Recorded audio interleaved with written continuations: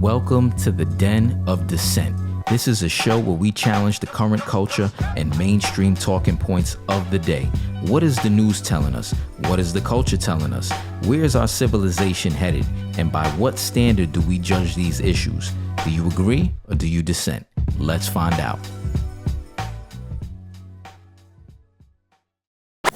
Welcome back to the Den of Dissent. Today we have special guest Scott Horton. Scott Horton is the director of the Scott Horton Academy of Foreign Policy and Freedom, director of the Libertarian Institute, editorial director of antiwar.com, and host of the Scott Horton Show from scotthorton.org. He's the author of 4 books. He's conducted more than 6,000 interviews since 2003. He lives in Austin, Texas with his wife, and he is on the show today. This man is a juggernaut and a titan when it comes to foreign policy. Welcome to the show, Scott. Thank you very much for having me. Good to be with you. Absolutely. So, Scott, just wanted to start off. I've listened to several of your interviews throughout the years, and I want to know how did you get started in your journey on learning about foreign policy? How did you go down this rabbit hole? Well, I've told the story a few times in the past. In the 1990s, when I was, a teenager and in my early 20s, I was what you call a New World Order kook. That is the John Birch Society kind of theory that ultimately the grand design of American foreign policy is to build a one world government under the United Nations, a federal world state that America would be subsumed under and all that, which of course is not right. Although there were people, especially like in the Bill Clinton years, who did talk that way at times. Um, that was never really their intention. And so but that was what really got me interested in foreign policy and understanding that America's relationship with the rest of the world, or our government's relationship with the rest of the world, is actually the single most important determining factor for its relationship with us. Because if you have a world empire based out of Washington, D.C., then it's going to be an all-powerful empire here at home as well, which is exactly the opposite of what we're supposed to have in America, which is a limited constitutional republic. And so it really is a matter of just having it both ways. You really can't. And the John Birchers, their conspiracy was that the American empire was a deliberate plan of sabotage, that this is the only way to destroy America would be to build a giant overextended empire. Then it would finally fall, and then they could take it over and build the New World Order, blah, blah, blah. Anyway, point is, all that wasn't true. But the part about an empire will kill your republic, that part was. And so then when the Clintons were gone and Bush and Cheney came in, I just knew, and there were a lot of people who could see the war on terrorism coming for many years. And it was clear to me that W. Bush is going to have to go back to Iraq because his father was forced out after one term with Saddam Hussein still in the chair, which was seen as an embarrassment and for the Bush family legacy and all that. And it was clear to me that W. Bush, once elected, would go to Iraq in his first term, no matter what.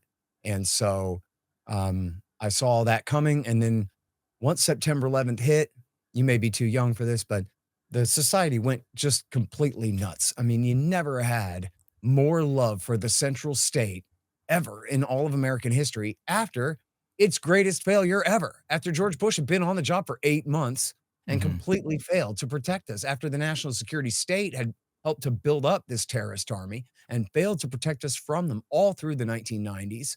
And then with one exception, 1999, they caught a guy at the border of British Columbia and Washington State. Otherwise, Al-Qaeda attacked us over and over and over again throughout the 1990s in the lead up to September 11th, and our government did nothing to protect us from them. And then everybody just climbed on board for whatever Bush and his government wanted to do in a way that is essentially impossible to describe. His approval rating was 90%.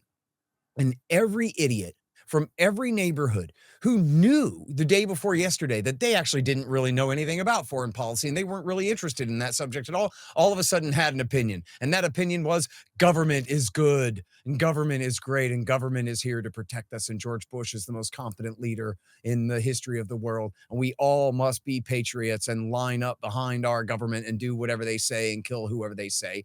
And I just, knew better. I just already was, to coin a phrase, inoculated against these idiot points of view, the fact of the September 11th attack notwithstanding. And so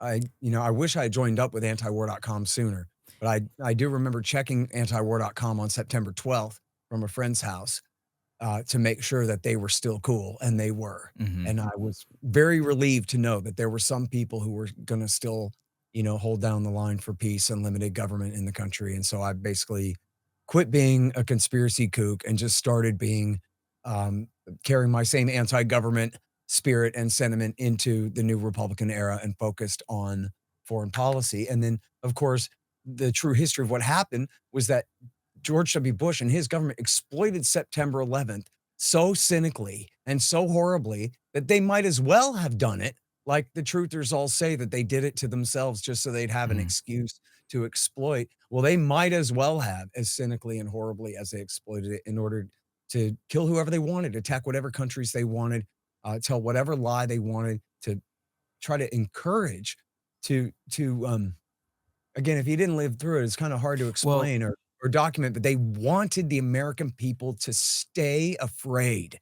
mhm. The terrorists, they're gonna get you. They're gonna get you. And, like, so people's moms were, terrified that this was gonna keep happening, even though the government knew there were only a couple of dozen of these terrorists in the country, and most of them had died in the attack, that any support they had were quickly rounded up or rolled up or gotten rid of or whatever. There was no real ongoing danger to the American people, but our government wanted the people to feel that way. They wanted everybody's mom and dad to feel like if the government doesn't go and start more wars, this is going to keep happening. My people are going to be in danger. The people I'm in charge of protecting are going to be in danger. So I give my writ to George W. Bush. No, you kill those bad guys for us and you keep our people safe. When they were lying, they knew all along, for example, that Saddam Hussein's Iraq had absolutely zero to do with attacking this country or supporting the Al Qaeda network that had attacked us. They Yeah. wanted to get away with murder, and so they did. It's funny that you mentioned the John Birch Society and the whole New World Order philosophy because I'm actually a member of the John Birch Society. Actually, Oh, when I really? was when I was in my 20s, right? I was in high school when 9/11 happened. So around that time, I started listening to Alex Jones, started following the John Birch Society, learned about the Federal Reserve System and all this stuff and the New World Order. So that's how I went down that rabbit hole. And I know what you're saying about the John Birch Listen, that's how societies. I climbed out of that rabbit hole, right? It was like, "Wait a minute, this Yeah. that stuff doesn't add up." It really Well, doesn't. I think, their philosophy is that there's a conspiracy, obviously, for world government, world domination. And I think one of them I forgot who quoted this from the society, but they use this quote and they say, occasionally, when government makes mistakes, you would think that the mistakes would lead to something in our favor, in the interests of the American people. But for whatever reason, the mistakes always end up acting against American interests. And so they consider that to be a pattern or a conspiracy, something that happens by design. Um, Yeah. and I heard you on Tucker Carlson's show say that there's no one mind that controls the government. Do you think that all of these signs of incompetence is just incompetence, or Well, it depends on the situation. I mean, as long as we're on the Birchers, I mean, the John Birchers were right that what we were facing was what Murray Rothbard called the Rockefeller world empire, right? That it was essentially the Rockefeller family corporations that had the most sway after World War II, and had essentially pushed out the Morgans for control of the establishment.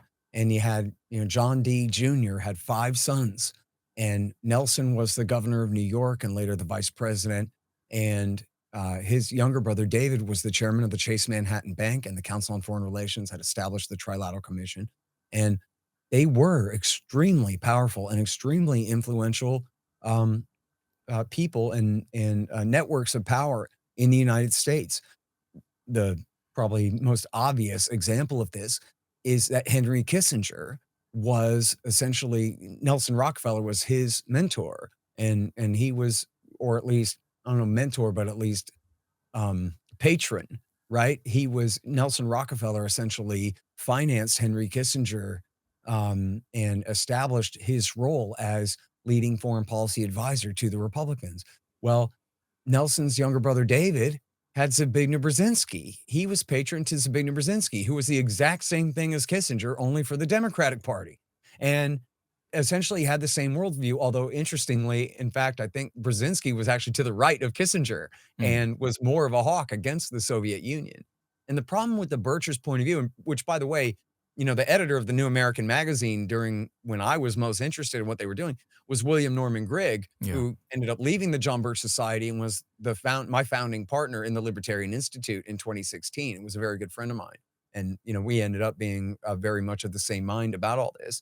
That essentially what the Birchers were doing there, they had this shortcut, as you say, sort of, oh, pattern recognition. Well, that could be anything, right? And what they would do is they would say, well, you know, it's the insiders. Mhm. And then, but see, once you do that, now you're just cheating because the insiders could be anybody. You see how that just means somebody who has power and influence. But then the idea is supposed to be that everybody has to already agree about everything before they're allowed to be one of the insiders. And then that everything that they all agree on is the Rockefeller world government agenda or whatever. And that's where this all breaks down. That's not right. And Mm. in fact, the John Birchers, even though I think they must have known about the neoconservatives in an earlier time, they did not in the 1990s, for example, really focus on Bill Kristol and Charles Krauthammer and the Weekly Standard and the National Review as the leaders of the neoconservative movement. That was this, an incredibly important faction inside, uh, not even Republican politics, but within Republican power structures in Washington, and yet never stood for election, never like were part of the Republican Party as the American people commonly understood them. And if you were just reading the New American in the 1990s, you would think the Republican Party just means James Baker and George Bush and Dick Cheney. Mhm. And I don't remember them ever saying, okay, you need to understand the neoconservatives. And if they had, then they would have also stumbled upon, or whatever, focused maybe more on the fact that the neocons are just not one worlders, man. They're not. They are essentially a bunch of former commies who became American nationalists, not because they're truly American patriots or anything, but just because they want the power of the American empire mostly to serve Israel, to fight the Mhm. Soviet Union, which they hated, and to support the state of Israel. And, in alliance with Great Britain, maybe. Dominate Europe, sure, but truly somehow work to build an integrated world where Russia and China are like de facto members of the EU and in close cooperation with the United States, and we're working on incorporating India and Brazil and building a true one world federal state. The neoconservatives don't care about that crap at all, and they never did. And in fact, it was one of the things that really cured me of my New World Order itis at the time, at the turn of the century, was that after September 11th, maybe even this was after the invasion of Iraq. This was probably just after the invasion of Iraq. Richard Pearl, who was Mhm. probably the single most influential man in the neoconservative set in that time in Washington, wrote a piece for The Guardian called Thank God for the Death of the United Nations. And I saw that and I was like, "What?" And I looked, and the first paragraph, he mocks the liberal conceit of a new world order based on international law administered by the United Nations. What a bunch of crap. You can take all your baby blue flags and your humanitarian law and shove them. We have the National Security Council. We will decide what is best for the planet Earth, and not in consultation with France and China on the UN Security Council. Thank you very much. And so just the whole world order plan overall can just go to hell. All of that is essentially, again, refusing to take any responsibility for the Bush administration failing to prevent this attack, but just essentially blaming the 1990s kind of policy of Bill Clinton multilateralism for causing this to happen. If only we'd been more aggressive, we would have stopped this, or that kind of attitude. Mhm. And so when I read that, and look, I always knew, even back in the 90s, there were like, I can't remember the name of it. But there was this one, um, god dang, it's right on the tip of my tongue. But there was this one kind of John Birchie documentary that came out. that was a mix. It had, I don't know if it had Ron Paul in it, but it had like Buchananite, Mhm. non-interventionist type arguments in it. But then it also had like Jesse Helms and Gene Kirkpatrick and some of these others who were clearly right-wing hawks. And their problem with the United Nations was not that it's getting us into trouble all the time, that it obligates us to intervene in small conflicts and make them big, and that ultimately they plan on violating our independence and sovereignty too. That wasn't their objection. Their objection was sometimes France and Russia and China will vote no and not let us murder whoever we want to murder. And so Mm. screw the UN because it's standing in the way of the American world empire. Well, that was not the John Birch take. That was a more conventional Republican take Right. on all this multilateralism is cramping our style when we would rather be much, much worse. But regardless, clearly what Ed Griffin described as this grand design for a new world order was completely irrelevant and had nothing to do with the Dick Cheney and neoconservative agenda in the W. Bush first term. Hmm. And I just at one point, in fact, I'll tell you what happened was, well, there are a couple of facets, but one thing I remember very well was I went to a meeting of Ron Paul Republicans in Austin, and I met this guy who was like a very kind of snobby, upper crust young Republican type, you know? He would have reminded you of Tucker Carlson when he was 22 and like wearing his bow tie, all kind of stuck Mhm. up, sort of Alex P. Keaton type. And he told me, he was like, listen, dude, like whatever you think about Condoleezza Rice as a member of the Council on Foreign Relations, that doesn't mean anything, dude. If you think that the Bush people are one worlders, I'm just telling you, you're wrong. This guy said to me, he goes, I just spent a year touring the country with these guys. I know Karl Rove really well, and Mhm. I know Dick Cheney. I've met him a few times, and I'm telling you, you're wrong. Dick Cheney is not a one worlder, okay? And then what happened? Dick Cheney took us to war with Iraq without a UN Security Council resolution. Said if we can't get Russia and China and France to vote yes, well, screw them. We're going to do whatever we want anyway. Now, if the New World Order was true, if that real plan was the plan, as I suspected it was at the time in the lead up to the war, I thought, see, this is just another UN war. You see what they're going to do? And I thought I had a whole scheme all planned out. They're gonna give all the Kurdish oil to the French and the Russians and keep all the Shiite oil in the South for the Americans, but they're gonna cut the other UN Security Council powers in so that this will be a UN war. They'll go in, they'll depose Hussein, they'll build a UN administrative regime to take over the country, and then they'll move on to Syria and Iran and the rest, North Korea, whatever. None of that happened. The Shiite, it was, I believe, a solderist or competition within Skiri. Somebody truck bombed the UN representative like a month into the occupation, and that was it. The UN pulled out. They had nothing to do with it. They never even attempted to bribe France and Russia and China into voting for the war on the UN Security Council. They never even attempted to make Iraq a UN protectorate as they Mhm. went on taking out the rogue states and building up the world federal government at America's expense. That just was not what was going on. And Yeah. by honestly, like by if not March, by like April, June '03, I was just over it and said, like, I was wrong. G. Edward Griffin was wrong. The grand Wow. design is not true. That's Clearly, it's not. that's the OG right there. Yeah. Um, I mean, that's where that comes from. yeah. And it's, he was taking a good stab at. And I'll tell you what, here's a funny anecdote. Years later, like, man, I really regret. Years later, I saw footage of an old episode of Crossfire from the early 1980s With Larry McDonald? with Larry McDonald Yeah. and Pat I Buchanan. I remember that. And Pat is telling Larry McDonald, dude, you're just all wet with this world government stuff. He says, Mhm. there was a set that wanted this after the Second World War that thought we would merge with Joe Stalin's USSR and all that. But then we decided against that. We had a Cold War instead. And that idea was just dead as a doornail then, Larry. Sorry. And Mhm. man, I wish I had seen that so much earlier because it was just so plainly obviously true. That Pat knows better than you, dude. Pat knows better. Pat is right, you're not. And if I had seen that then, I would have known that that was true. Yeah. I would have known that Pat is on to this and he's really right. But see, you know, during that era, and I was still young, but there were lots of little breadcrumbs Mm-hmm. where, like, Strobe Talbot, who was Bill Clinton's Russia hand, wrote an article called The Birth of a Global Nation for Time Magazine. It said, soon we'll have a one world federal government and all that. It's just that that was actually not the Bill Clinton policy.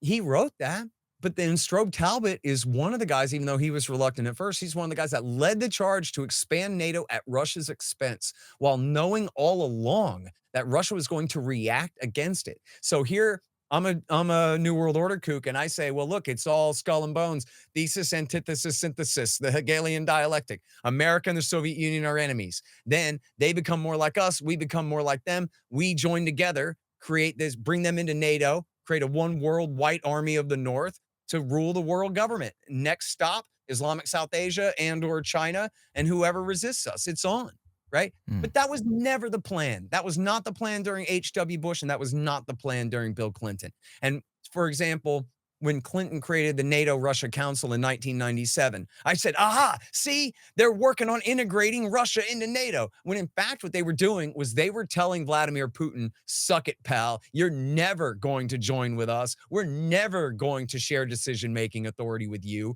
You're not part of our set. You're never going to join. I'll tell you what we'll do. We'll let you have an alliance with the alliance.